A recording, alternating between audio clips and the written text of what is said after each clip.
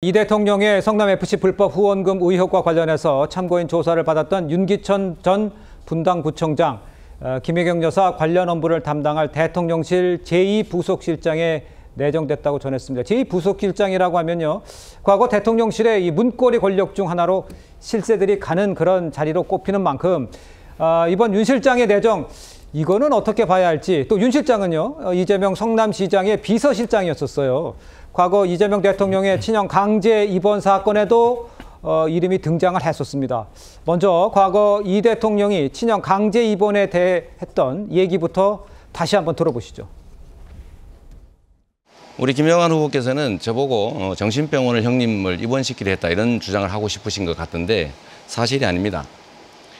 정신병원에 입원시킨 것은 제 형수와 조카들이었고, 어머니가 보건소에다가 정신질환이 있는 것 같으니 확인을 해보자고 해서 제가 어머니한테 설득을 해서 이게 정치적으로 너무 시끄러우니 하지 말자, 못하게 막아서 결국은 안 됐다라는 말씀을 또 드립니다.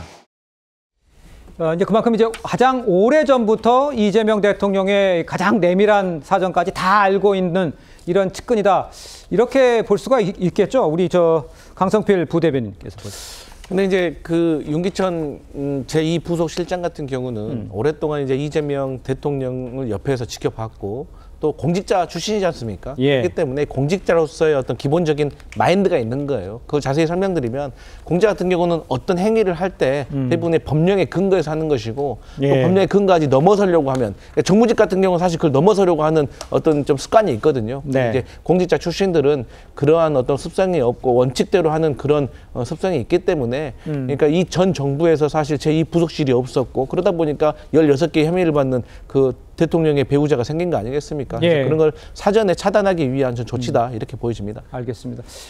제가 좀 설명에 올렸습니다만, 지금 이 대통령의 이 대통령실에 윤기천 실장을 비롯해서 이른바 성남 라인이라고 불리는 인사들이 대거 기용이 되어 있습니다.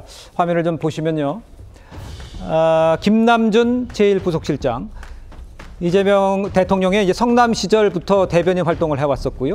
윤기천 제2부속실장, 이재명 대통령 성남 시절의 비서실장입니다. 그다음에 김현지 총무비서관, 이 대통령과 30년 인연의 아주 그야말로 그림자 측근이라고 할 수가 있고요. 그다음에 김용채 인사비서관, 성남시청 경기도청서 보좌관을 한 그야말로 최측근입니다. 그러니까 특히 이 대통령을 가장 가까이서 보좌하는 이 자리, 다 성남 라인으로 채워졌다. 이게 뭘 의미하는 거냐? 일반의 속으로는 글쎄, 일을 하다 보니까 가장 측근을 두고 사는 거는 맞을 수 있다라고 보지만, 전체적으로 자기의 과거의 라인들을 다 올려와 있다는 거는 어떤 식으로 우리 의원님께서는 보십니까? 일단 앞서 윤 대통령 시절에 검찰 정부 아니냐, 검찰 대통령실이라는 비판이 있었는데, 그 예. 수보다도 훨씬 많은 수의 성남 측근들이 가고 있습니다. 사실 규모로 얘기하면 검찰 수가 훨씬 더 많은데요, 그 수보다도 작은 성남시에서 훨씬 더 많이 가고 있습니다. 그런데 자리를 보면 이제 1부속실장은 대통령실의 소위 문고리 권력입니다. 모든 보고와 스케줄을 이렇게 다 담당하는 곳이고요.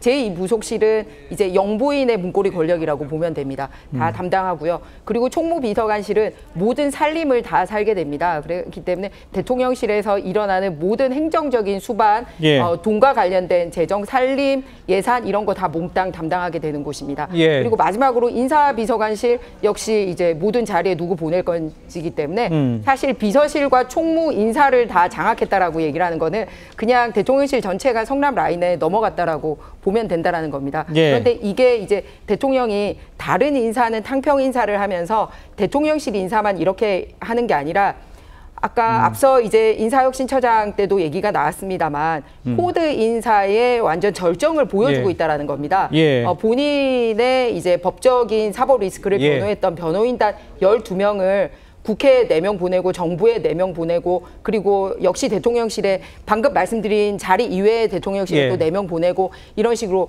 대변인단 쭉 깔고 성남 쭉 깔고 이런 식으로 하기 때문에 예. 지나친 코드 인사로 가고 있다라는 그런 우려가 나오고 있습니다. 알겠습니다. 이런 우려에 대해서 조현산 변호사께서는 어떻게 답하시겠어요? 일단 이재명 정부에서 성남 라인으로 분류되는 분들이 지금 언급되신 네 분 말고 추가적으로 어느 정도인지 한번 살펴봐야겠지만 그렇게까지 많지 않은 것이 아마 현실일 겁니다. 실제로 성남 라인보다는 이재명 대통령께서 국회의원이 되시고 난 다음 그때부터 소통한 많은 분들이 이번 대통령실에 함께 하는 것도 현실인 부분이고요.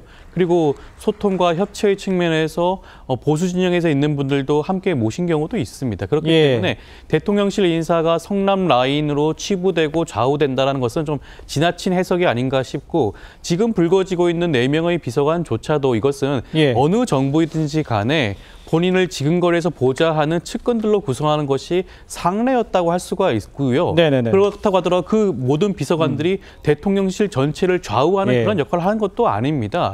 실제로 뭐 각 부처와 관계를 조율하고 대통령실의 입장을 전달하는 각 수석들의 경우에는 성남시 시절부터 함께했던 분들은 없다라고 할 수가 있겠거든요. 그렇다고 한다면 과연 이재명 대통령의 이번 대통령실 구성원들이 성남시 라인으로 좌우되고 있나? 저는 그렇지 않지 않나 생각이 듭니다. 알겠습니다.